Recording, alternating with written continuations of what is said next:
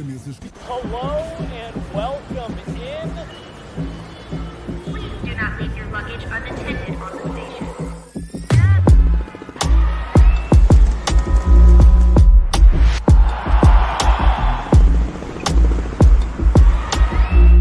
Welcome to the show. Hello. Welcome in. Jesse Montano, Meghan Angley. This is not a regular Off Ice podcast. We are here to do a mailbag this week. We went live with our mailbags starting about a month ago. Got good feedback, and now Meghan, you're here, and all is 10 times better. So we're gonna answer some questions. We got some questions already on Twitter. Any of you that jump into the chat, this is specifically a Q&A show. We are here to answer your guys' questions. So if you have any questions, get them in the chat. And the rule with these shows is we are going to sit here and go for as long as you guys have questions. So if we get 10 minutes into this and we're done with the questions, then we'll move on and we'll end it. But I'm hoping this goes like the last ones did for more than an hour or so. How the hell are you today, Meghan? I'm really good. How are you? You were back at the rink around the fellas? Around the fellas. No, it was good. I stopped by this morning just quickly. I was probably there for about 30 minutes. Saw our good friend Evan Rowell, talked to him. Saw a couple of, just Avs team staff people. And, hey, summer. How's your summer? It's very back to school vibes. I'm anxious for tomorrow. And you had a kick-ass interview this morning that I'm super excited for us to put out to the masses. I'm so excited for it too. I want to save it for Pucks and Prosecco, but it's just so good. I don't think I'll keep sitting on it. We'll find a way to get it to you guys ASAP. I think you'll really enjoy it. We'll get a few. We'll get a few at least parts of it out. We won't make you guys wait for the whole thing, but we do. We got a few questions already that have come in through Twitter. So we'll hit those ones first, just to kind of give everyone a chance to jump in here and start filling up that chat a little bit. And let's get into it. Just real quick, Nathan McKinnon at Media Day, quote saying, I think Marner got a lot of flack. He's one of the best players in the league after they spent some time together in Vail. I think he even very specifically shouted out the training in Vail, like getting to see him up close in that environment. He stood out as one of the best players. That's been one where, like, again, the Avs have so many other issues, cap problem, things that they have to sort through. But him and Nylander have both been players the whole time where it's like, for me, if you're in that big of a hurry to get rid of them, they would both look great playing next to Nathan McKinnon. Like, if you're really trying to get rid of those players. I think, what's needed of Marner in Toronto is where maybe he struggles at times, but what would be needed from him in Colorado, I think is different. I think they have a different cast of players to sort of round out the parts of his game that maybe aren't his strengths that are needed of him in Toronto. That I think would really complement him as a player in Colorado. He could kind of just do what he does best. Maybe this is offensive to Toronto, but he could just do what he does best. I think McKinnon would be such a complimentary player to so many, but Marner in particular. Val on a first for Marner? Who says no? Let's get into some of these questions. Meghan, I'll hit your thread here first, and we'll start with the theme of the week from Avs Fan 97. Who are some under-the-radar prospects we should keep an eye on that might make an impact on the Avs roster this season or next? I'll throw that one to you. All right, Cal Ritchie. Obviously, we all know that one. The other that I'm looking at to have some impact, I don't think it's huge, but there's another question somewhere in here about areas of weakness for the Avs, and I think it's forward depth. They have so many options, but I think that's going to be one of the weaker areas just because of how competitive they were in the Cup run, running all four lines. I still think they're trying to find that balance. And so, to the forward depth question, I think someone like an Andre Pavel or a Jason Polin are players to watch that could potentially have some NHL impact. And that would be getting called up into games and filling out, accomplishing what the Avs are looking to do pretty nicely because they seem like players who already get it. Yep. Poland was the one that came to my name of, kind of a guy that maybe isn't, super on everyone's radar, but was solid in his games last year. And I think you made the point on yesterday's show. That is a guy that's still out with something to prove, kind of. Absolutely. He's trying to make a case for being in the NHL conversations and demonstrating that he's not just an AHL for life type player, because he is one of the older guys who came out of college. And so his timeline has been jumped up a little bit, and he missed a little bit of time because of injury after the rookie face-off last year. He was able to make up for it, though, and make a case for him. And he just has a little bit left to prove, I believe. I'm with you. But that is, I think those are a couple good answers. Okay, moving here. Katie Bartlett on Twitter, or on X, excuse me. With the signing of Bellemare, how does that affect Richie's chances of making the team on opening night? Want a small bit of clarification, not to be that guy. It is a PTO. Pierre Bellemare does not officially have a deal with the Avs yet. He's trying to earn that. For me, Megan, I don't think that this move, even if they do end up bringing in Bellemare, I don't think that really moves the needle in either direction for Cal Ritchie. To me, Bellemare is not coming in to fill a role that they would want Cal Ritchie to fill. I think this is a guy that is more, you're talking competition for the Parker Kellys, Chris Wagner's, fourth line, healthy scratch on some night type of guy. Do you feel any differently that this could potentially be a body that sits in front of Cal Ritchie now? To some extent, and it goes back to when we were talking about Sam Alinsky and our worry of, well, what does this mean for him with the addition of Shillington? And there was this conclusion of it shouldn't mean anything. If it's Malinsky's job to take, then there shouldn't be any concern about a Shillington, because unfortunately that's what he is going to have to do in order to get minutes over a player like that. Similar to Cal Ritchie and Belly. If Cal Ritchie is looking at NHL minutes, Belly isn't his competition. Yes. He shouldn't be. It's a lot to ask of him. So I guess you don't want, though, to ask less of your prospect who has that potential in him.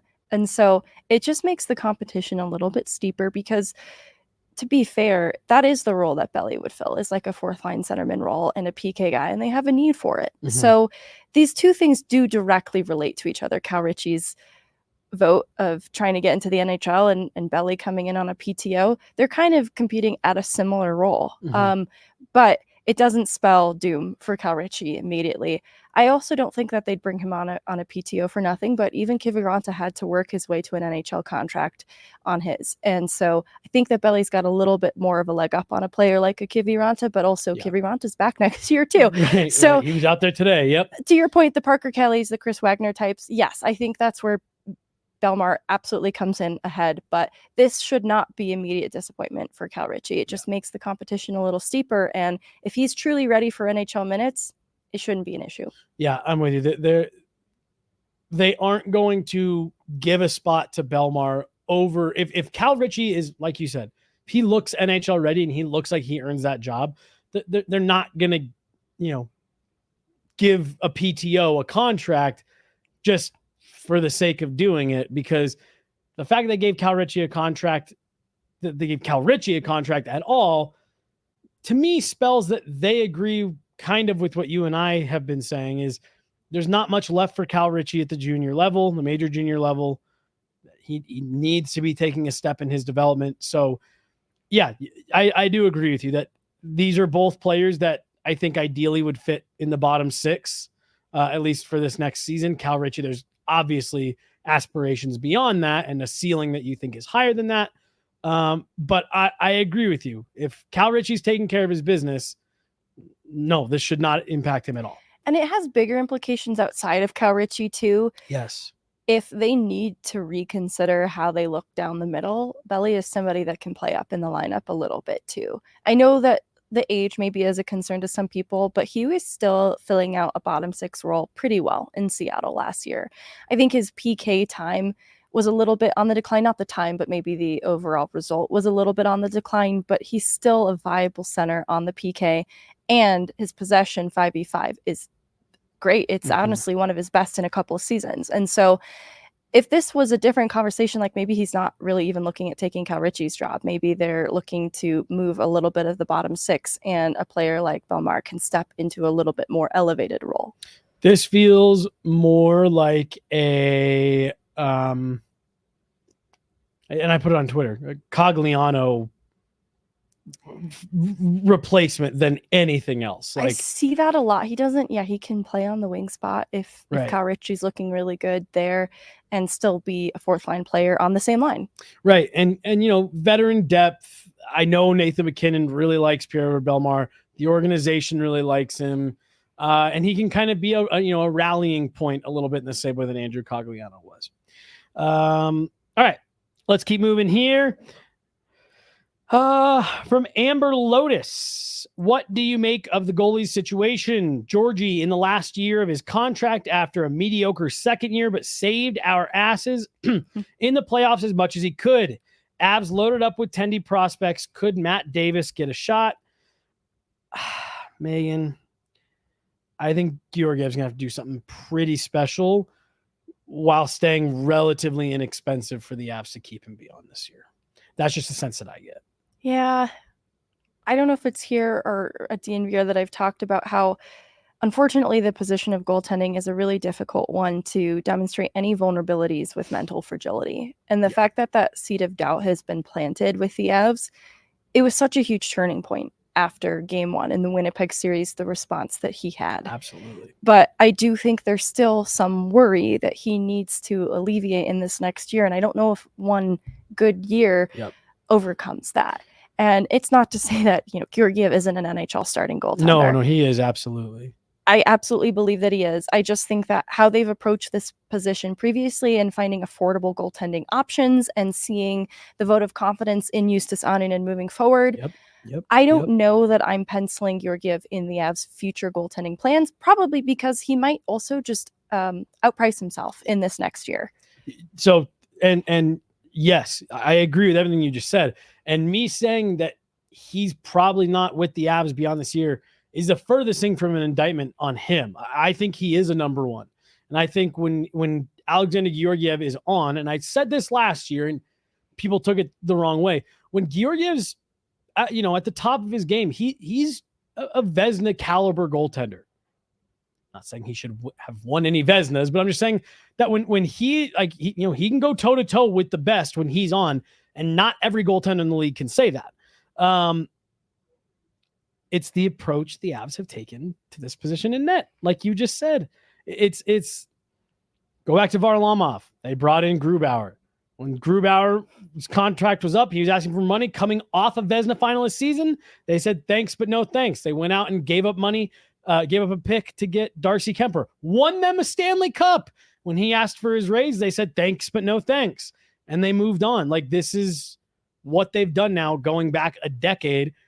The Avalanche have figured out, we don't need to pay $7-8 million for a goaltender as long as our systems are right and we find a goalie that works well with us.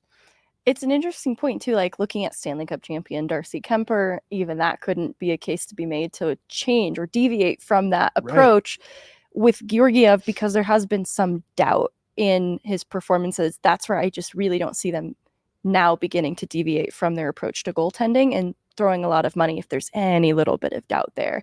And again, it's less to do with Georgiev, and because of the rise of Annunen, it's different now from before too. They've got this internal option coming up the ranks that has been under the tutelage of UC Parkala, so that's also a little bit different to this situation from before. I agree. The multi-years too, and it was part of the reason why, and come to find out, they were in on Askarov. I was almost sitting there thinking, do they go get Askarov and just say that's the plan for next year? But obviously that's not the case. Okay, I'm gonna jump over to the stream, and we'll go back to Twitter here for a second. That's so much. I'm assuming there's a word missing here. I'm going to try to fill it in for you. From Rogue Wave Creative, why do you think the Avs over the years have had so much, I'm assuming means problems, developing players? I understand the core is so great, It's not necessarily a requirement, but it just seems kind of unfortunate. Now, Megan, I have had the opinion that I think the Avs get a little bit too much flack for the, what people perceive as lack of development. I think the Avs have developed a lot of players into quality NHLers, or they've gotten decent NHLers and developed them into high-end players in the National Hockey League. So I don't like the blanketed, the Avs have had a hard time developing players, but you cannot argue with the fact that there have not been a lot of second, third, fourth round, fifth, sixth, seventh round picks that have gone on to have a huge impact on the roster. Someone who follows that very closely. I'd love to know your thoughts on, one, do you think it's as bad as everyone makes it out to be? And two, why do you feel the way you feel? It's really tough. I even look at some of the prospect pipeline evaluations that people put out around the league, and I always feel like the Avs come in just a little lower than I would have placed them. Yeah. And similarly, I do think they get a little bit too much flack, but I also would never come down on somebody for having criticisms of their development. For sure. And graduating players, I think there are rightful and well-placed criticisms of that as well. And I always come back to what it costs to win championships. Yeah. And I think that has been one area that has sort of come at the expense of some of their success. I just look at some of the teams that come in higher in the prospect rankings, and they're usually teams that are a little bit lower in the standings. That's just the reality about where they're picking and the necessity of those picks landing. And then the other thing too is having had to use draft capital, occasionally prospects for trades to acquire players to win now. And it feels like a cop-out answer because there are teams like Tampa during their kind of reign that were getting players from the American League to some extent. I just think it maybe gets blown out of proportion a little bit. I think the types of players that they were getting from the American League or getting contributions from weren't so different from the types of players that the Avs are getting those contributions from as well. I think there's room for improvement, and I'm excited for, it does feel like they are constantly retooling though their development side. They've been changing hands, changing personnel, even as recently as this last season, and their recent foray into the college free agent market is where I think there's the most room to sort of dispel this criticism a little bit, because they are turning these players from college into NHL viable players. Sam Malinsky is already such a huge success, and obviously Malinsky is also to blame for that, or to blame is a big credit for that. Credit for that. Yeah. It's your fault. But that's where I think the Avs have room to maybe dispel a little bit of some of those criticisms. But I think it's been a combination of those things. I think Cronin, that was an era that it was trending in the right direction. And so they've brought in people too after him to help keep that legacy alive, but we won't really see the fruits of that for a couple more seasons. I mean, even the most recent, I'm forgetting the exact name of the title, but Klippenstein. What was his title? Like head of development? Director of... Because it's not player development, but there's like a couple... something. Yeah, there's a couple like weird words sort of there, but yeah. We can't even really evaluate his time in that position. It was just so short-lived, and the players that we're looking at from its start at Oscar Lawson and Sean Barron's forward, we're still not sure where to evaluate those players. So it's not to say that everyone before that is absolved of criticism. There have been some misses in the Martin Kauts and the Shane Bowers, and I hate saying that. Pains me in my soul. But there have been some misses. I'm not going to pretend that hasn't happened. I just think that we're looking at maybe a different era in Avs development that deserves a little bit more of a clean slate, especially with the addition and the influx of these college players. Only thing I'll mention with that, and then we'll move to the next question, is what you said about, the way that people judge teams that do a good job at developing players. It's usually, the teams that are at the bottom of the league get the most credit for developing players. And I kind of went on that rant a little bit a couple weeks ago about, because the Athletic put out their list ranking all the prospect pools, and the Avs were 31 out of 32. And a bunch of Avs fans were all up in arms about how bad they are at drafting and this, that, and the other. It's like, you understand those lists essentially read as inverse lists of the standings. The teams that are at the bottom have the best prospects because they've been picking the highest for the last 3 seasons. The teams that have been contending for championships are probably going to be near the end of that for the reasons that you laid out: trading assets, trading picks, trading prospects to win championships. And, go back to 2018, summer of 2018, or maybe 2017, 2018, the Avs were at the tippy top of all those lists with top prospects and all that stuff. Moving on, I'll jump back over to X here real fast. From Nancy Lambert, do you really think the Avs will sign Mikko to an extension before the season ends? And I'm going to lump that in with a question from Matt at MattyBoy182. Hey guys, do you think the Draisaitl deal affects the Mikko deal? What do you expect it to look like? And given he's back in Colorado, do you foresee it being done soon? So my initial reports were that, yes, what I have been told is that once he gets back to town, I imagine this will be pretty quick. Now, Elliot Friedman did come out last week and speculate a little bit on if the Draisaitl deal changes anything, as far as getting this over the finish line. Is Mikko's side going to come back and ask for a couple extra dollars and cents here and there? I wasn't thinking so, and I ultimately don't think it's going to affect a deal getting done either way. But Megan, same agent, Mikko Rantanen and Leon Draisaitl.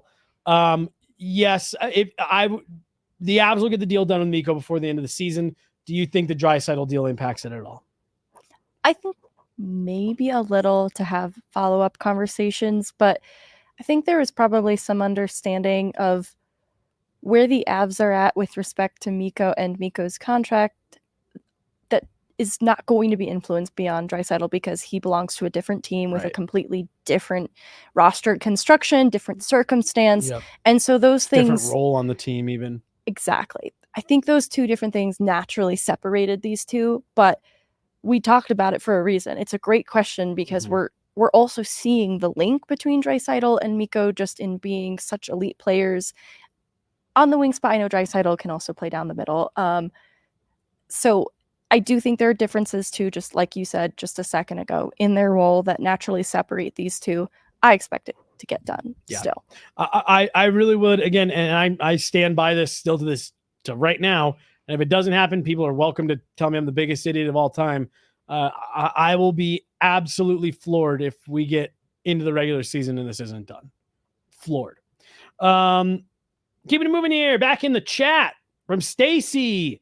I'm curious about your thoughts on the future of the Avs goaltending situation. Assuming Georgiev is the starter and in the backup, why draft so many? I'm obsessed with the way that ends. I know. Why draft so many? This, at least I'll answer this, and if you want to add anything, they needed to restock the pipeline. Annunen was your last real goaltending prospect. Yes, no disrespect to Trent Miner, but he was the one that you've been tracking for years now, trying to get to the NHL, trying to make him a full-time NHLer. It's safe to say he's graduated into a backup role. He's got a multi-year deal. He's going to be the number 2 this year. You needed to restock that pipeline, and I think that's really kind of as complicated as it gets. I do look at Nabokov as a guy that I think they are very, very high on and have hope that he could potentially be a future number 1, being so young and already having such a big impact in the KHL. To me, it really comes down to you need to restock that pipeline. I mean, anything else that you see beyond that? No, it's exactly that, especially in looking at how the pipeline trickles down and how they've had to replenish in the East Coast and American League year after year. Even something like this rookie tournament, these more or less college signings, one of them is coming from the AHL and the ECHL a little bit, but they're former college players. They're dipping into that pool even for their goaltending options, but they won't have to in a few years' time when they have these internal options that can help climb the ranks at a position that takes time. Some of the best goaltenders have spent time not only in the American League, but some in the ECHL as well. And getting them to start there at a young age is so important for their development that they just view this as a position that they can take that kind of time with. And I think the success of Annunen becoming a player that they can consider has given them confidence to try and develop this position a little bit more. And I know that like Billington at the head of this sort of side of the goaltending development and scouting specifically has been trying to pour more resources into this in the last couple of years since he changed from his role at the Eagles into that one. So I think this is something behind the scenes that they've been building towards too. And now they have a little bit more tools and an idea. You know, they've got Francouz also helping to scout. Yes. They've got a little bit more tools and confidence then in their ability to develop. I have skepticism around it, but I think that's the goal. And I'm so excited with the success story of Annunen that it makes a lot of sense. And I do think they were very intentional in their selection of Nabokov with expectation that he would be able to contribute to them in the NHL in the near future. For reference to what Megan's talking about with slow development, Justus Annunen, 2018 draft pick. And, you know, the Avs sent him down at the beginning of the season last year. And I was told by someone, you know, within the organization that a lot of people viewed that as, you know, an indictment on, Annunen's not ready, or, you know, Annunen's not any good. And I was told directly, the organization did that for the exact opposite reason. It's that they said, this kid is getting close. We think he's almost NHL ready. We want him playing as much as possible. We want him in as many games as he can. And they are just now at the point where they feel he's ready for a backup role. And again, like, as far as the Avs are concerned, this is right on track. And it's been 6 years. So to Megan's point, you need to draft a lot because it takes a long time for them to get ready. All right, moving on here from Claudia Manton. Greetings from Germany. Hello. Speaking of Leon Draisaitl, big fan of Landeskog, and I think he can play a great season, but I have a little concern that especially in playoffs, somebody is going to target his knee. I think it's a fair concern. Like, these players aren't dumb. You know, they know when guys are dealing with stuff.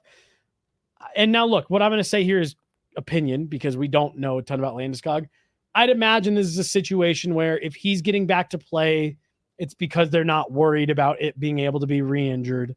And I do also think that Avs fans should expect maybe a slightly more sheltered role for Gabe Landeskog this year. If and when he makes his way back. I don't think that they're going to be heavily encouraging him to go, you know, be the Gabe Landeskog of old, you know, right away. Maybe work him back up to that. I also think there's a respect for Landeskog around the league, despite, you know, him being a difficult player to play opposite of, that, you know, if you did target Landeskog in that way, you'd become its career not ending, but your reputation, it's reputationally career ending. You become the worst person ever. There's a real like fraternity of brotherhood among all athletes, but especially, you know, within their individual sports, with no one, no reasonable players out there to hurt anybody. No, because it happens still. You know, I won't pretend that it doesn't sneak in and happen every once in a while, but you'll have a lot of people to answer to beyond just the Colorado Avalanche if you did that as a player. Everyone would lose respect for you. Especially if it was obvious that it was intentional or targeted. That would be something that I think it's not that you wouldn't be able to get a job, but there'd be a lot of teams that would put you on a do not sign list. All right, let's keep it moving here. Kira. Hi, friends. What are you looking forward to most this upcoming season? This is gonna be a weird answer for me. I'm looking forward to seeing where the Avs are at on trade deadline day, or maybe the day after the trade deadline day, and not for necessarily who they're going to bring in, but there are so many balls in the air right now, Megan. There's so many question marks. There's so much uncertainty that, again, like, I keep making the point, like, for as uncertain and as crazy and as all that it feels right now, there's a greater than 50% chance scenario where you look up in February and it's like, this team is a juggernaut. It's deeper than any other team in the West. It has more high-end talent than any other team in the West. And like I said, I think it's at about 50% chance that Val comes back with his head on right. Gabe comes back in his knees feeling good. Cal Ritchie makes the team out of camp. And suddenly you're like, holy smokes, how do you contain a group like this? But again, there's work to do and things like that. So I think that's what I'm looking forward to most is hopefully by the end of the season, a lot of that uncertainty and kind of chaos that's been surrounding the Avs for the last 2 seasons is kind of gone away. I think when the dust settles too, there's going to be something really scary that's there that other NHL teams are looking in on, like, oh, profanity. And that's what I'm looking forward to, though, is their Seattle exit. They just didn't have the horses. I know losing Val in that series too was so harmful, but they also were just so banged up and demoralized. There's something about the Dallas exit that reminds me of the Vegas exit before they won the cup. Yep. And I'm so excited to see then what kind of motivation that gives the team. I don't think this is a team lacking motivation, but I think that kind of sting has produced very good results, on the heels of the Vegas exit. So I'm curious to see what kind of attitude the team, kind of hunger the team comes back with this year. Yep, I think that's a great answer too. All right, I'm going to kick back over to shout out Kira. What an outstanding supporter. Kicking back over to Twitter, and this one's from Landy's Knee. At Landy's Knee. Protected at all costs. Yes. All I want to know is how likely Cal Ritchie is to make the team based on your observations. Look, I said yesterday that I was told a couple weeks ago that there were a couple very key players with the Avs that were very, very impressed with what they've seen from Cal Ritchie here in Denver over the last couple of weeks. I think he's going to get every opportunity to make it. Megan, do you have, I mean, we saw him in juniors. We saw him at the World Showcase, the World Juniors Summer Showcase. I guess I'm not really ready to say much more other than I think he's going to be given every opportunity until we see him getting on the ice starting tomorrow. I think that's true because I believe he can be in an NHL lineup for other teams. Yeah. But with where the Avs are at right now, that's what answer. makes it a little bit challenging with Cal Ritchie. I think he'd make an NHL lineup on 31 other teams. So I am excited to see what he brings to the table.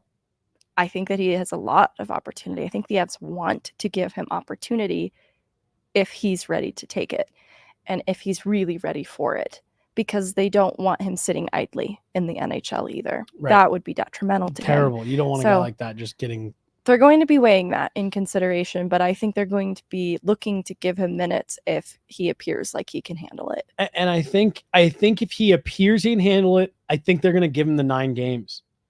Yes. I agree. Again, unless he looks clearly not NHL ready, I would even say I'm expecting that he's going to at least get the 9 games. Again, unless it's obvious that he's not there yet. But we'll see what happens after those 9 games. Back over to the chat here from Brecton Prentice. If Brandstrom hits, do you trade Sammy G next summer and hand his contract to Brandstrom? And to follow that, how do they replace Manson as they don't have anyone in the org that fits that type? So again,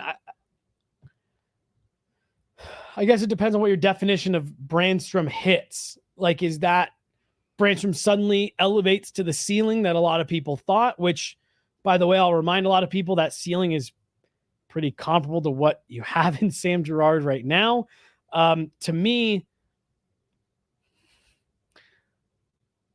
trading Sam Girard, then immediately going and copy pasting that contract to another defenseman who's going to be at least semi-similar type to Sam Girard doesn't make any sense. Why wouldn't you just keep Sam Girard at that point? A guy that the team knows and likes. It's been with the organization for a long time. Jared Bednar likes. I'm hoping. I've heard great things about Sam Girard from the offseason, like, what he's done to get ready. He's been in town for weeks now, getting prepared, getting on the ice at the team facility. I'm really hoping that Sam Girard can come back and continue to build on what he did in the back half of the season after he got back from the player assistance program and put a lot of this to bed. Sam Girard, I don't know why Avs fans want to get rid of him so bad. I think he's a top 4, top 3 defenseman. I think a lot of teams, kind of like what you were saying with Cal Ritchie, you drop Sam Girard on a lot of other teams, he's a top pairing guy. I think he's a great skater. I think he gaps up well. I think he uses his stick well. and you live with the lumps that you get with Sam Girard. But yeah, I mean, yeah, if Eric Brandstrom comes here and absolutely breaks out and, he's putting up 30, 40 points, okay, well then, yeah, maybe you can have that conversation of here's a Sam Girard replacement. But I don't want people to get too far ahead of themselves with Brandstrom or Shillington. These are guys, I think we talked about it yesterday, that are coming in trying to either, prove that they're full-time NHLers, or it's a little bit of a reclamation thing. Do you have any thoughts on this? Do you feel differently about maybe how Brandstrom projects? No, I think that there's truth to that being in consideration, but it's going to hinder on so many other circumstances. And I feel like we saw some of Sam Girard's best when he returned last season. So if he's just looking to follow up on that with an encore performance, it's going to be harder for Brandstrom to hit in a way that is more compelling than what Sam Girard could bring. So a few things have to happen simultaneously, I think, to entertain that. But I think it's intentional. I think that these are cheap options that they're kind of just loading up so that they have a lot to consider. And there's a chance if Sam Girard has a repeat performance of his year now for a full season, does he outprice himself in Colorado just because of the market for defensemen being interesting in this offseason, not necessarily around his caliber of player. So maybe he doesn't, maybe it's not going to be really that much more affordable for a Brandstrom than a Girard, and you just extend Girard. I agree. I also think there's an underrated value in familiarity. I think the team really values that. And fit. Okay, Jared Johnson here in the chat. With the commonality of the coaching carousel in the NHL versus Bednar's success in Denver, what does the future look like for Bedsy staying with the Avs? Is he likely to be here 5 to 10 years? I actually talked about this earlier in the offseason. Megan, my understanding of the relationship between Jared Bednar and the Colorado Avalanche couldn't be better. This is a group that has a lot of faith in him. He has a lot of loyalty and faith in them. They took a chance on him. They stood by him. And Jared Bednar is the first to tell you, if Joe Sakic would have called me up after the first year and said, sorry, we can't bring you back, Jared Bednar has said that he would have been like, yeah, I get it.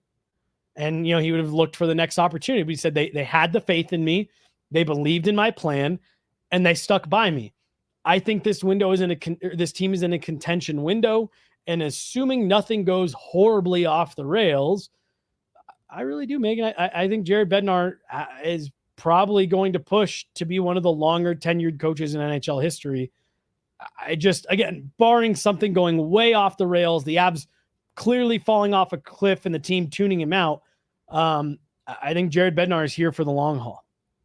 I think the coaching carousel is a cautionary tale, too, of how the coach doesn't always have that kind of influence to right a ship in just a short while of doing it. Whereas I look at more dynasty level teams like a Mike Sullivan era of Pittsburgh Penguins, an era that's still ongoing, and a John Cooper era of Tampa, they have the long tenure in common. And so I think the Avs see the value in that too. They're not, it's the grass is greener on the other side kind of thing. I don't think they're going to get too tempted and looking to replace what has worked so well for them and has helped to set a blueprint and a template for what they should be doing.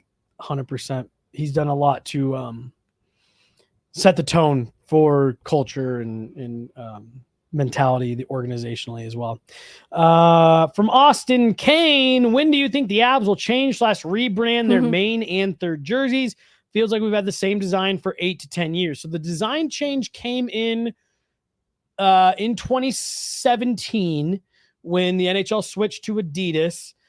I think the Avs like the modernized throwback jerseys that they have right now. Their striping's a little bit simpler, but more or less these harken back to the early Avs days, Megan. I've been an advocate for, I'd like to see them go to a darker blue, use the blue that they use in the third jerseys. The Avs are not an organization that typically likes to change a lot of this stuff. They find stuff that they like that works and they stick with it.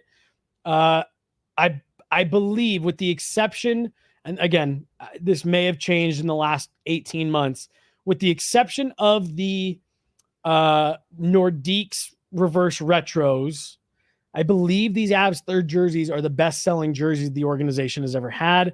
Fans really like them. people that live in Colorado really like them. They resonate with the local ties on the jersey. I think they're probably sticking with these for at least a few more seasons. Vaguely Sober wants to know if he should resurrect the Sweaty Boy Awards for 24-25. Absolutely. Yeah. The Eagles coverage is only going up from here. So there's going to be so many sweaty boys. More sweaty boys to come. I'm going to pop back over to Twitter really fast because I had a couple more over there that I wanted to make sure we got to. From Brooke E. Brooke Elise, what do you think the minimum starts should be for Annunen this year? And what do you expect the goalies to look like for the Eagles this year? I'll answer the first part of that question, then I'll toss it to you to give your thoughts and your thoughts on the second part. I want to see Annunen 25-35. Because that's going to also relieve some pressure on Georgiev while giving us a really nice sample size for Annunen. I had 20 as my minimum for Annunen, Okay. and I want to see Georgiev get under 60 and kind of stay under there. Like, it doesn't have to dip below the 50 range necessarily, but I want to see him easily get under 60. Yeah. And so I think that's right in line with what you're describing. I think it'd be great for Justus Annunen to get that number of starts, but also I think that the pressure in taking on more than 60 for Georgiev is hard. He will never admit that himself. You know, like, he's hungry for those starts, but I think it'll be an experiment of sorts to see, does this help Georgiev to have a little bit of that pressure off in a very scheduled and planned way? Right. Because he likes, Jared Bednar talks about, he likes the rhythm. So can you find a way to give him some games off that keep the rhythm going a little bit? Because it just felt like we got so much into, he would play 11 straight games and he wouldn't play for a week. Blah, blah, blah. Eagles goalies this year, real quick before we go to the next question. I'm hoping Miner makes a case for HL full-time goalie, but I still think it'll be split between Mandolisi and Miner. Perfect. Trent Miner, the person. I would love to see him. He we talked about that long time that's allowed for goaltenders. He's kind of another fruit of that. And if he can assume then a full-time AHL role, there's more proof that this system they're working on for their young goaltenders, it's going to take some time and require patience, because I have felt bad for both Miner and Annunen at different points. So, maybe I'm need to take a step back and just acknowledge it's part of the plan. Brecton Prentice did say, not a Sammy G hater. He's just going to get more when he goes into free agency. It's the age thing for me. I think that's a fair call out. Big shout out Rogue Wave Creative with the $20 super chat, $19.99. My goodness, just always a great supporter, always in here. Thanks for all you do. That's it. Really enjoying the content on Bednar. I think it's important to remember Sakic kind of learned on the job, and he's now Super Joe V2. Change does not always help. I completely agree with that. And also the point there about Sakic kind of learning on the job. Jared Bednar was hired because of the mess left behind by Patrick Waugh. And there's a lot of things that you could point to in that season that went so bad for Jared Bednar that were like, so much of this was tied to, stuff that the organization didn't want. And it was what led to such like an aggressive separation that I think that's a great point. Joe Sakic maybe kind of looked at it and was like, hey, I'm not firing you because this was a learning year for me as well. You inherited a mess. Yeah. So I'm actually really proud of you for how you navigated it. And I think the last sentence there as well, change does not always help. I think when things aren't going right, you're knee jerk, especially in pro sports where it feels like something has to change. Sometimes the knee jerk is to get rid of the coach and bring someone else in new. And, I talked a lot about Pete DeBoer during the playoffs because there were so many people, oh, Pete DeBoer is such a better coach than Jared Bednar. He owns Bednar. It's like, yeah, but since they met when DeBoer beat Jared Bednar coaching for the Sharks, this is a third different team that Pete DeBoer has been coaching while these two coaches meet in the playoffs. And in that time where Pete DeBoer is bouncing from team to team, Jared Bednar has won a Stanley Cup. He's gotten multiple extensions. Patience and faith can be better than change for change's sake. And the continuity aspect is probably a strength in ways we can never fully appreciate. But something someone brought up to me was how someone like Pavelski in the locker room under DeBoer helps to get guys in on the messaging and on board with their goals. And so not having a Pavelski type, like, does DeBoer lose the room at all? Right. You know, because it was almost alluded to that this has happened before, that there is a need from the players to be on board with the coaching in order to keep the room. And I think that that continuity, because Bednar has found a respect and has fallen in step with his leaders like McKinnon, is so important that someone being newly introduced to that probably won't have that strength. Completely agree. Thank you again to Rogue Wave. Always a great supporter. Jumping in there with the super chat. Thank you so much. Back to Austin Kane here, because we really haven't addressed this. What are your initial feelings on the Pierre Bellemare PTO? We talked about how this maybe relates to Cal Ritchie, but we haven't talked about just PEB back in Colorado on a PT. Whoa. Oh no, I'm parked over there. Hopefully, I am parked behind there, but I don't know how it could be me. That doesn't sound like you. Hopefully, can you hear this in there? Oh, it stopped. Okay. But just in a vacuum, Bellemare back in Colorado, potentially. Just brief thoughts on that overall fan favorite before loved by the organization as well. He makes so much sense. I am excited for him. There've been, like a couple PTO announcements that have come up. I mean, obviously we talked about the Tyson Berry one. I, off the top of my head, think of like Yamamoto in Utah, and it's almost surprised me some of the players that are still kicking around, available for PTOs. I don't know that this would be a year where I'm like, yeah, it makes sense that guy was still kicking around. I actually think it just means there's been a crop of players that's been really great to select from. And so I think that's true of Bellemare, who is 39 years old. Yep. I recognize that, but he still did things that the Avs can benefit from in Seattle last year that I have confidence he can do going into this year. And it does fill a need right now that exists at the bottom of their lineup and on the penalty kill. And he still has to go into camp and, demonstrate that everything he was doing in Seattle last year, he can keep doing into this year. But you mentioned a Cogliano type. I do like it if he is rounding out the bottom six and there is a player like Cal Ritchie in the fold. It's just good to have team guys like that in the room, especially the familiarity component already being such a good cultural fit with some of the existing leadership. It makes a lot of sense. I expect him to be someone that will get an NHL contract. With a Kiviranta last year, I wasn't sure what to make. I feel a lot of confidence that Belly's going to earn one. I'm with you on that. I think this is a really good question here. And truthfully, it's one that I don't have the answer to, I'll be honest, but this I think maybe ties in with what you were saying yesterday, Megan, about this question's going on to my list for next week at Media Day. From LA Pointster, will the Avs be able to send Nichushkin on a conditioning stint upon return from the NHLPA program? Curious if that would buy them 10 days to figure out the cap picture at that point of the season. Again, I'm going to be fully transparent here. I don't have the answer to that, but I'll tell you that right now. LA Pointster or La Pointster, I don't know.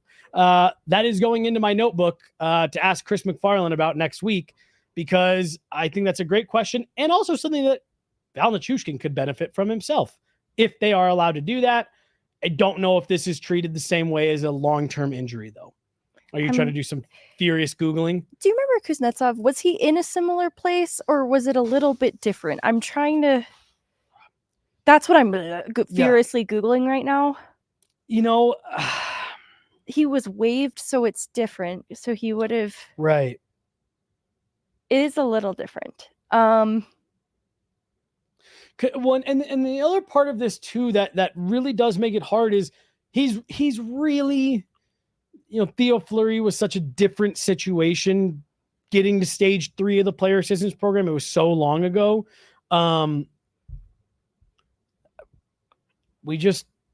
This really isn't anything that we've ever had to deal with, and not just the Avs, but like the league. There hasn't been a player that's gotten to this point since Theo Fleury did it. And again, that was such a different era, such a different circumstance. I just don't know, but great question. We'll be adding that one to the list to get figured out for certain. Got to stop here. Give a shout out to my guy, Brendan. He says, also, shout out to my dude, Jesse, for always stopping and talking hockey with me when I worked security at Ball Arena. You to homie. I'm taking that is past tense. Says when I worked security at Ball Arena, and I'm super bummed that you're not going to be there for us to chat coming in, Brendan. But I hope that means that you're moving on to bigger and better things. Happy for you. Amazing supporter. Hopefully we run into each other again here soon. Shoot me a DM so we can chat a little bit more. Another good question here. What are your thoughts? This is from Acrol14. What are your thoughts on Parker Kelly? Haven't heard much about him. And to me, Megan, you know what? This is going to be super mean. I was going to say, haven't heard much about him is kind of, I think, the trend with Parker Kelly right now. He's, to me, kind of feels like the forgotten fourth line option heading into camp. At least that's how he feels to me. Do you feel any different? I feel like you're and Nala's right in there in that conversation too. I don't think I have much to say right now. That is not a good answer. Look, I mean, this is a guy that they multi-year deal. They gave him 2 years. That tells you that he's a player that they are looking at. But really, I mean, I think Parker Kelly's a guy that you're hoping can be a bit of a Band-Aid at the beginning of the season while your roster is a little uncertain. Part of the reason why I say he feels to me like a little bit of the unforgotten guy is because, again, he feels short-term. If the Avs get Val Nichushkin and Gabe Landeskog back, I think it's going to be very hard for Parker Kelly to find a home at the bottom of this roster. He has maybe an inside track on Anala, who was maybe not a fair, to put him in that conversation. He is more a leg up on a Chris Wagner type, I think, because he has more recent NHL games under his belt to include a nearly full season in Ottawa. But I still just don't know that it's going to, with a Kiviranta in the mix, because kind of where he can play down the middle, but he's been on the wing spot a lot. That's a position, though, that a Kiviranta who has that familiarity, I see having a leg up on even a Parker Kelly. And so that's what makes it difficult to talk about him. He's still a young player, but also old enough that he's kind of on the fringes between both the American and the National League. And so I just don't have much to say until I see his fit very specifically in Colorado. And that's because Kiviranta, Chris Wagner, Logan O'Connor, now potentially Pierre-Edouard Bellemare, Nikolai Kovalenko. There's a lot of players in the mix at the bottom here. And I think, like you said, I think he's got a little bit of a leg up because the recent NHL games that you're talking about. But again, I just think he's still behind the 8 ball a little bit and like carving out a night in, night roll with the Avs. I'm like you. I want to see him on the ice next week, see who they're running him with, see who, how he looks bumped up next to some of these other guys who I think he's in competition with for some of those other spots. 2 practice facility questions here. One is it free for fans to attend training camp at Family Sports? Yes, it is free to attend. Practices are also open as well that you can attend. But yes, training camp is free next week. We will be there. Absolutely. We're hoping to maybe be able to do some content there in around. But as always, guys, this is maybe, when we're the most in and around everybody, always come over, say hi, say what's up. We'll have the magnets at training camp next week. So come find us and we'll get you one. Yes, it is free to attend. The other one is, when are the Avs finally going to get a new practice facility? Well, if I had $1 for every time I asked that, I wouldn't be sitting on this podcast set right now. I'd be laying on a beach somewhere. Because that's what we're waiting for. It's supposed to be part of this new development that's going in downtown, but Elitch's is still standing. They haven't even began that project yet. Josh Kroenke continues to vehemently make statements that is where the practice facilities are going, that it's getting done. But again, you and I could go to Elitch's tonight. You know what I mean? Like there's still something there where they're supposed to build all this stuff. Nathan MacKinnon just needs another Hart season, another Stanley Cup, and they'll get a new practice facility ASAP. ASAP. Okay. A few more here. We're coming up on an hour. Again, we've still got 1, 2, 3, 4, 5 questions to get through. So we'll get through these. If a few more come in, we'll get to them. But again, we'll go till you guys are done with the questions. But we've just got a few more here queued up. From Cody, between Shillington, Malinsky, Brandstrom, DeHaan, which two end up playing the most games, or I guess end up on the de facto bottom pairing? Megan, I saw Calvin DeHaan on the ice this morning. I'm with you now. I don't think it's a set and forget. That's Calvin DeHaan gets that spot. I think the health is a factor as well. That's realistic and not mean. No, that's a real issue that he's had.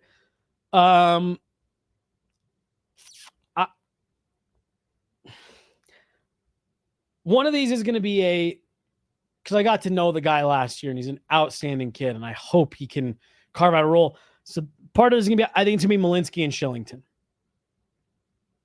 I love it. As far as who by the end of the season has logged the most games there, knowing that I'm probably going to be wrong. That's my guess. Because I kind of had, Calvin DeHaan like at a 40 game mark. That's maybe even mean, I don't know, just not a full season and health being a factor. Right. But 40 games is more than Malinsky got last year by a decent margin. So I don't know. I want to believe it's Malinsky and Shillington as well. But I'm going to go with Shillington locked in. That feels easy. We both agree on that one. Yep. DeHaan. No, I don't want to do it. Okay. I want to lock in Brandstrom. Okay. Yep. But I want it to be Malinsky. I know. Let the record show. Well, and part of me wants to be Malinsky again. One, because we got to watch him up close, right? So I'm going to be I have a little bit of recency bias. I haven't seen the other guys up close as many times as I have for Sam Malinsky. I thought he never looked overwhelmed by the NHL. I thought he contributed right away. And I thought his stints in the American League were strong. So to me, it was kind of the next natural progression. But yeah, I'm with you. I think you and I are both lockstep on Shillington. I think Calvin DeHaan's going to get his chances, but the health and just I think he's going to be a healthy scratch type of guy. I see Calvin DeHaan filling more of the Caleb Jones role this year. I think that's really suited too for his body and just realistic. He can be around the team and get integrated in the systems and be reliable for a call-up opportunity. But I think it is time to move away from the Jack Johnson model a little bit. And where Malinsky might have an edge on Brandstrom is in the physicality, in the strength. I think Malinsky has done a lot to get stronger this summer in a way that maybe we haven't properly estimated or accounted for, because we can't possibly know until we see him on the ice as well, kind of in game situations. But if that can be a bigger part of Malinsky's game, that might give him a leg up on a Brandstrom. It'll make the bottom of that D-core a little harder to play against. Right now, they've got a lot of speed and mobility, no matter who you're putting in there, Calvin DeHaan excluded. And that's where I think Malinsky could get a leg up on a Brandstrom type and make me regret not putting him in my answer for this show. Yep, I agree. There was one that we got earlier that I thought referenced Josh Manson. I'll maybe have to go back and look. Try to find it again. Okay, moving down here from Hurricane Teabag. Been loving having Megan on the show. So have I. Will the Avs make an addition to the team as impactful as Megan has been to Gorilla? Well, I don't know if you can make an impact that big. But, Megan, I also do keep telling people that the Avs are potentially going to be making two bigger additions that no other team will be able to say they could add in Landeskog and Val Nichushkin. And unfortunately, until you get those ironed out, I do think that that's what Avs fans should look forward to as the in-season moves. I think those are easily more impressive than my addition to Gorilla. But what I can say is they won't get a cool hype video. They won't. To the level. They won't have fog machines. So I can say that much with confidence. Gabe might. I mean, I'll bring a fog machine. No, we've been loving having Megan here. Let's see. Keeping going down the list here. I have a question. Who's replacing Katie Gauze? I honestly thought it was going to be Megan. I'm so flattered anybody thought that. I wanted to chime in sooner, but it was really nice that anybody even considered it. I don't know if they're going to replace Katie, but I saw she just won an Emmy. She did. I am so happy for her. It was well deserved. She leaves big shoes to fill. I'm not sure if there is anybody who can. I agree. I've been told they're likely not replacing. But I don't work there. I don't know. They can do all kinds of things. Good point. Yeah, you know? I don't know. But I'm just going based off what I've heard. Big shout out to Katie Gauze. Hey, Katie, if you're watching, come on the show. Let's go. Let's do it. All right. Again from... I'm not putting that comment on the screen. Hurricane. To add on... I should pull this up. To add on to my question and piggybacking an earlier one that mentioned Manson, do you see any way Malinsky plays well enough to be the initial replacement that allows them to trade Manson? I can't find the question, and I don't know how I lost it, so I apologize to whoever asked it, but they said something about what yeah. I'm finally logged into chat to see Hurricane T-Bag. The question from earlier about Manson, then again, I bounced back and forth now that I can't find it, but it was, how do the Avs replace him? Because there's no one else in the org that can, who kind of fits that role. Look, I mean, I really do. I'm not picking Sam Malinsky to make the roster over Brandstrom or DeHaan or whatever, just to we know this guy. We talked to him. Like, I got to see him up close. I think he's a special player. I think he's got his head on right. I think his ability to jump from college directly to pro and have an immediate impact, and then from pro to the NHL. To be able to produce in the NHL almost immediately. Look, all right, I'm not going to get carried away, but very few defensemen come from college and immediately do that unless they're Cale Makar. Right. I'm not saying Sam Malinsky is on the same level as Cale Makar. It's a maturity thing. It absolutely is. It's difficult to also figure out how to get those two things to translate because they're such different leagues, very different pace and very different physicality that you're playing up against. And the pacing for a defenseman, I mean, for any player, but for a defenseman especially, can be really hard to adjust to. And for his vision to have stayed intact in making that just so seamlessly without missing a step, it speaks to the maturity. He's very calm under pressure. To your point earlier about him looking calm in the NHL, like he was never overwhelmed. I agree with that. And that's a maturity thing. Yep. He is not the same type of player as Josh Manson for sure, but I love that thought is, what if we're thinking beyond a bottom pairing role for Sam Malinsky? Could he start to fit into that Josh Manson role?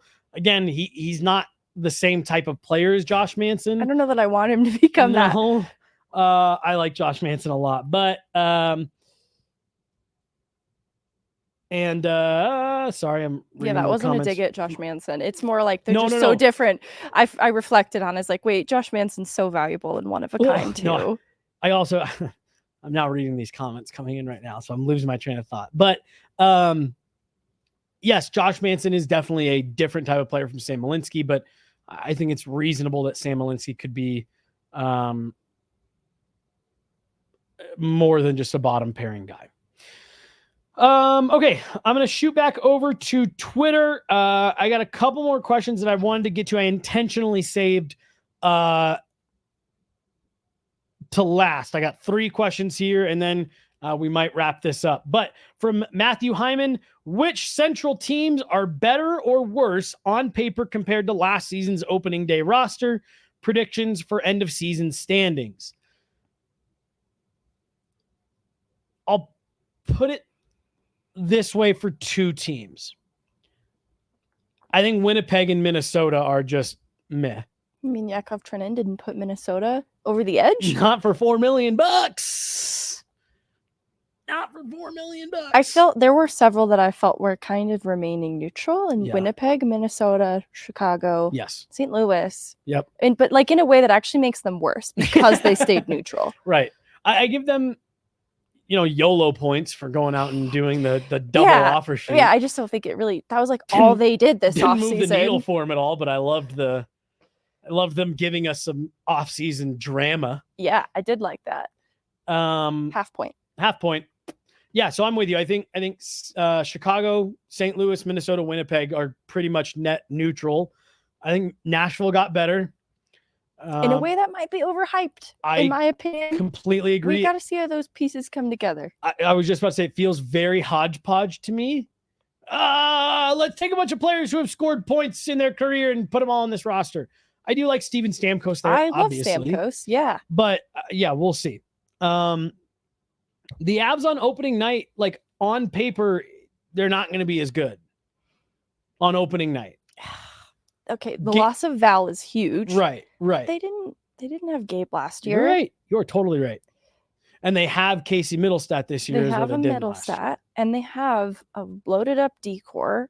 Like, what is Shillington? If he's a second pair caliber defenseman and he's also now at the bottom of their lineup, that looks better. Mm-hmm. Hopefully a confident Georgiev. Yeah. Coming out of he should be proud of his play and how he finished out the playoffs. I don't know. I don't think you can say it's worse. I love it. Love the optimism. And then Dallas, I think, took a step back. They lose Tanev and Pavelski. Pavelski struggled last year. Last year was a real decline year for him. But it's the intangibles that you're losing with him. I don't think that this is not me saying that Dallas is going to be bad. I just think that they took a step back. I think that's interesting. I don't want to go off on too big of a tangent, but the loss of Pavelski had me reflecting on the loss of Eric Johnson. When I think about the role that he had in bringing new players into the fold and making everybody feel connected and kind of leaning into that community aspect, I think that was an ingredient that was missing just a little bit that would have been so useful in bringing the Miles Woods and the Ross Coltons into the fold in such a tight-knit way. I don't think that this is a disconnected group by any means, but I wouldn't understate then the loss of a Pavelski type in the room just because of what he added in reflecting on what a player like Eric Johnson added to the Avs once upon a time. Yes. This will be a quick one here from CO Avs fan. It's a two-part question. One, what's your favorite PWHL logo and name?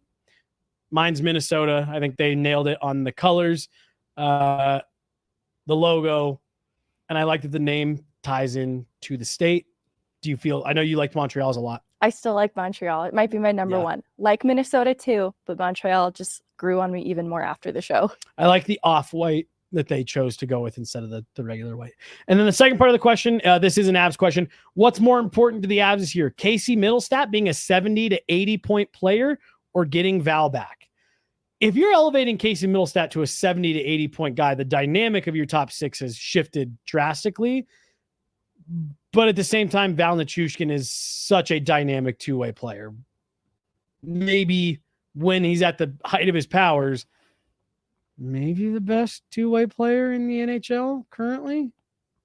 This is an interesting question. It's a super interesting question. Because Val at the height of his power, that's kind of the key. Like, if I could reliably know I'm getting 70 to 80 points out of Casey Middlestat, and compared to a Val who could be at the height of his power, there could, if there's any uncertainty, there's distrust. Might not even be there. That's tough to take a gamble on.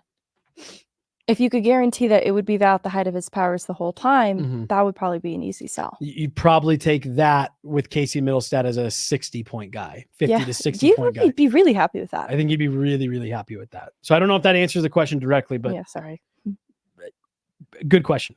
Okay, last two here, at least for right now. unless any last minute ones come in that we really like, and then we'll get out of here. But this is from Avs Girl 92 on X. What do you think the Avs will be missing / lacking this season? Megan, I'll start with you.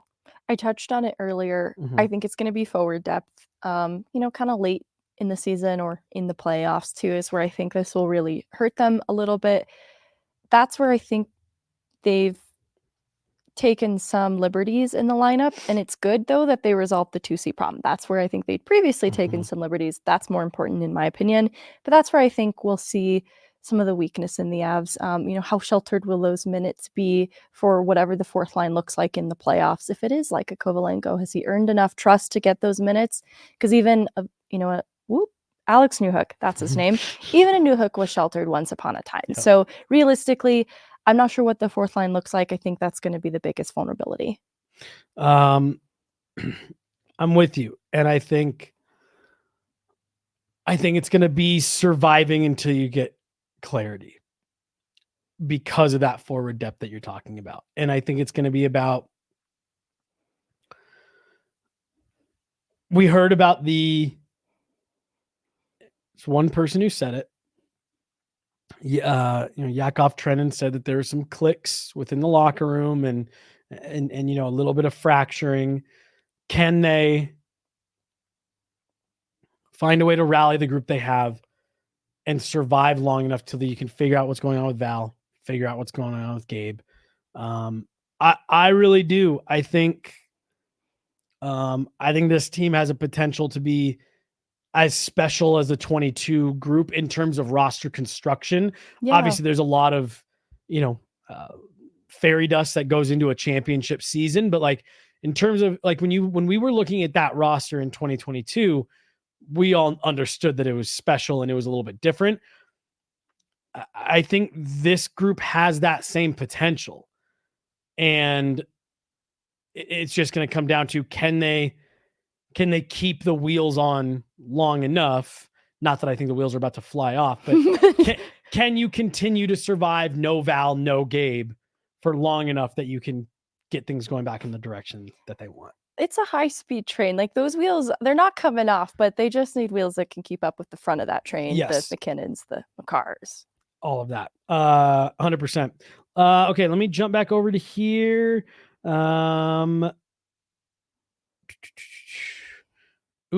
Favorite EA NHL X Factor. I like the one knee one timer. And then whatever the one that lets you toe drag a little bit better. Okay, so all right, we'll do two more questions here. And we'll end with the one that came into the chat. So from X, from Natamore, which off-season move did the Avalanche make that you really aren't a fan of? Oh. I'll go first on this, and I'm immediately going to contradict myself. Love it. I didn't love how many defensemen they added at the bottom of the lineup. I thought they went one too many. Knowing that you had some internal options, I could have done without one of the Brandstrom or Shillington signings or DeHaan. I didn't think you needed to bring in all three of those guys to compete for those last couple spots. However, the direct contradiction to that is I think they gave themselves a lot of options to be as deep as possible on the back end. Again, but just if we're just talking about at service level, what of their moves made me go, I wouldn't have done that. It would have been one of DeHaan, Shillington, Brandstrom. I would have just gone one less on bringing guys in. My answer is going to copy paste be yours because I'm trying to really think if there's anything I didn't love. And I don't know, I kind of like even what they did for like goaltending depth in Mandalisi being a younger look at that position that they've previously given to the more older veteran types. I kind of love when they move on and try something a little new without completely rewriting it, but with the wealth of defensemen they've added.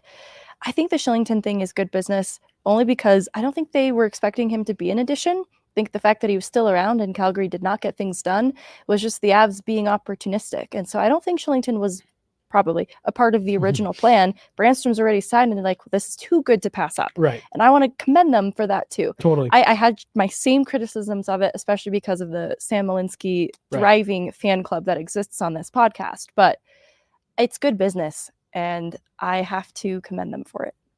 Yeah, no, I'm with you. Like I said, it's I think the Avs had a good summer, and given what they were able to do, right, re-upping Middlestat, Drouin. The Drouin deal is the best deal of the summer in the NHL. Easily, it's the best deal of the summer. So like that's the one that I like the most. But yeah, if you're forcing me to pick something that like, you know, I say, ooh, I wouldn't have done that. It's one of those three I would have done without.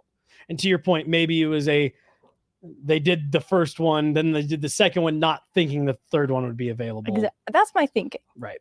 Okay. We'll go to the last question. Quick shout out here to Matt. Thanks for discussing my question. You gained a new subscriber. Megan had a hand in that too. Thank you so much, Matt. We're happy to have you. Thank you, Matt. We want to be the go-to, not just podcast, but source for all things Colorado Avalanche this season. And we have a really strong plan in place to do that. Last question for today. We've got an hour 15. Thanks for sticking with us. Thanks to Chloe back there who's hanging out, sticking with us as well through this. What are your ideal lineups, assuming Landy and Nuke are available? I'm going to fly through mine because I did this earlier this season, and so I've got it top of brain. Here's if Jared Bednar said, hey, Jesse, I don't need you to be doing media today. I need you to make the lineup card tonight. We got Landy and Val back. Here's how I'd do it. I love it. I'd go Lehkonen, McKinnon, Drouin, top line. Then I'd go Rantanen, Middlestat, Nichushkin, second line. Then I'd go Kovalenko, assuming that he does everything that we think Kovalenko can do. Kovalenko, Ritchie, Landeskog. Then I'm probably going LOC, Ross Colton, Miles Wood. Those last two lines are both third lines, essentially. We say it again. 62, 29. Oh my God. What number is Jonathan Drouin? 27. Thank you. 27. I almost said 19. That's a nice lineup. That's not bad. They didn't set those kind of rules. Second line would be Rantanen, Middlestat, Nichushkin. Third line would be Kovalenko, Ritchie, Landeskog. I guess that'd be your 3A or maybe your 3B. And then the inverse of that would be the Roaring 20s. Roaring 20s. Okay. And then, sure, have PEB up in the press box. Colton. Kovalenko and Ritchie are how I make a lot of that money work. No, I like it. I want to keep it intact. I kind of want to split up Wood from Colton in some way. Yep. A little bit too much chaos. Yeah, and I kind of want to have LOC with Ritchie in some capacity. Ooh, so, all right. Do you go LOC, Ritchie, and Landy? I really like that. And then you go, well, I guess that doesn't split up Miles Wood and no, Ross it doesn't. Colton. But I really like Landy with Ritchie. Right. Well, and so truthfully, that my pairs are, as you know, we know Jerry Bednar likes to operate in pairs. My pairs are 29 and 27, 96 and 37, whatever Ritchie goes with, and 92. And then I had 28 and 20 as the pair. But if you want to split them up, I'll keep them in the name of Ritchie getting Landy and LOC. Yeah. And now Covey will get Colton and Wood. And honestly, they can wreak a lot of havoc together. That might be a nasty line, a very annoying line to play very annoying against. line with a little bit of upside. And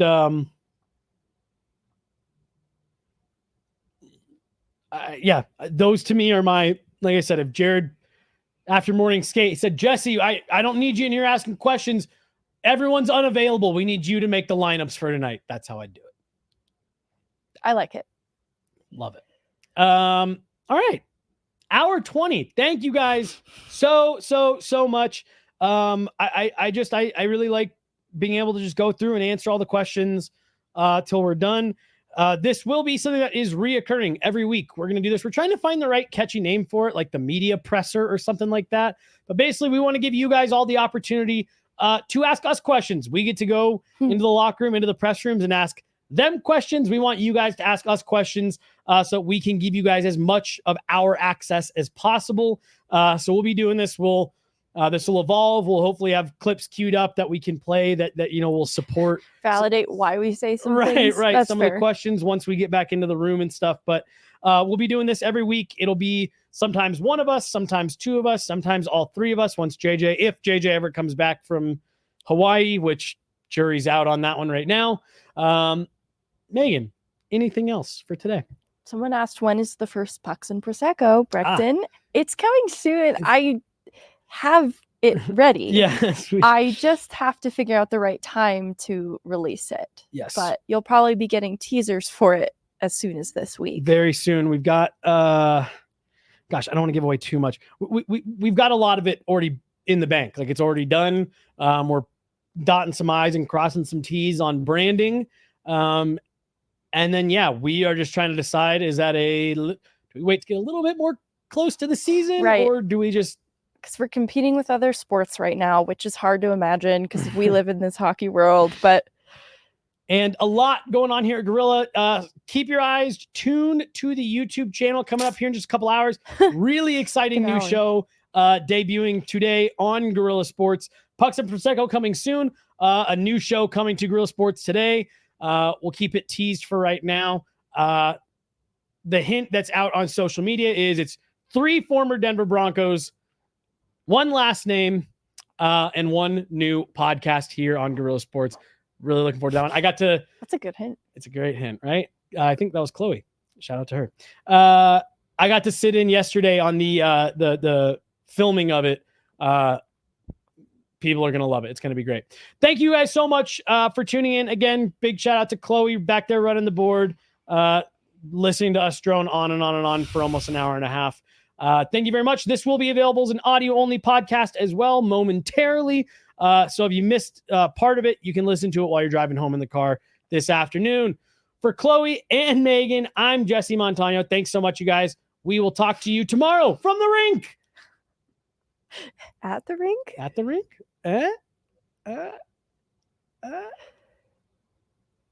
Now we're just staring.